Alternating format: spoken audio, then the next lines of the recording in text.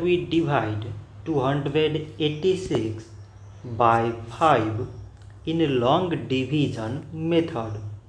5 times 5 is 25. On subtracting we get 3. So now we put down this 6 and it is 36. 5 times 7 is 35. On subtracting we get 1. So now there is no any other number to put it down. So we take here decimal, so that we put 0.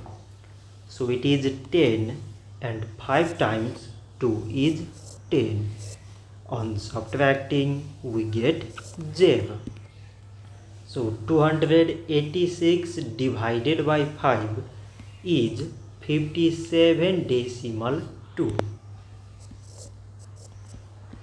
So this much for today and thanks for watching.